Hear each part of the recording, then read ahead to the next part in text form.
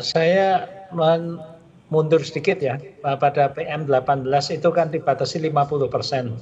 50% itu juga secara ilmiah tidak dapat dipertanggungjawabkan, karena kalau hanya memberikan ruang pemisah antar penumpang, kita melihat Boeing 737 dan Airbus 320, kalau kita hanya kursi tengah yang dikosongkan itu sedikitnya sudah bisa 6%.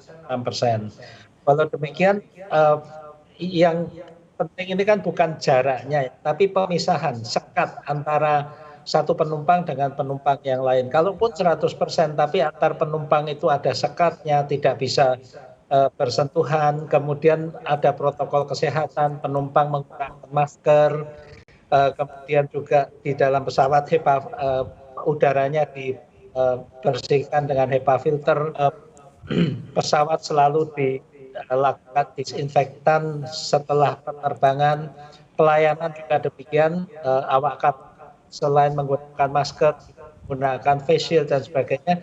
Saya kira ini sudah cukup baik, dan transportasi udara ini relatif yang paling tertib, paling teratur, terkendali dibanding transportasi darat. Demikian. Berarti bisa dikatakan untuk penambahan jumlah 70% sampai 100% ini harus ada penelitian lebih lanjut begitu untuk tetap bisa menekan jumlah positif COVID-19, Pak? Iya, untuk menekan penyebaran COVID-19 ini kan tidak hanya dengan physical distancing ya, tapi juga kebijakan-kebijakan lain seperti testing, tracing ya.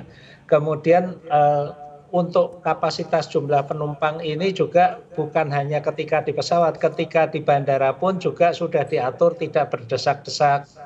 ICAO dan IATA juga sudah mulai mengeluarkan panduan-panduan untuk menjadi standar internasional, dan saya yakin ini setiap saat nanti akan banyak perbaikan-perbaikan yang mana pengamanan terhadap penyebaran COVID ini akan semakin baik, tapi juga mengurangi berbagai gangguan terhadap kelancaran dan kenyamanan transportasi udara. Walaupun sebenarnya pihak maskapai penerbangan juga sudah mensyaratkan begitu, ada beberapa syarat dokumen, misalnya juga dokumen bebas COVID-19, ada juga tes rapid test ataupun PCR ataupun swab test begitu yang harus dimiliki oleh para calon penumpang. Apakah ini sudah lebih dari cukup?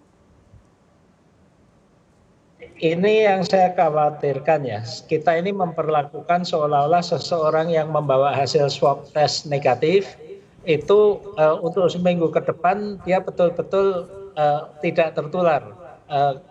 Bisa saja tertular karena swab test itu kan mengambil sampel, dan sampel diambil itu sesaat.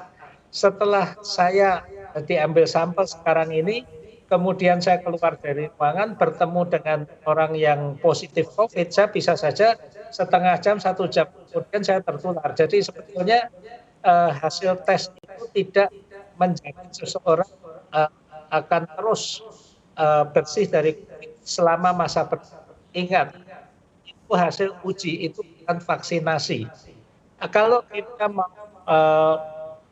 aman lagi, sebenarnya pengujian itu dilakukan di bandara, di mana langsung diambil sampel, kemudian calon penumpang itu diwajibkan isolasi di karantina, baru kemudian setelah hasilnya keluar itu pesawat langsung, tidak seperti sekarang di mana calon penumpang itu diambil sampel dan masih bebas berbicara kemana-mana, hasilnya keluar 2 hari kemudian dia ke bandara, bisa saja tertular sebelum sampai ke bandara.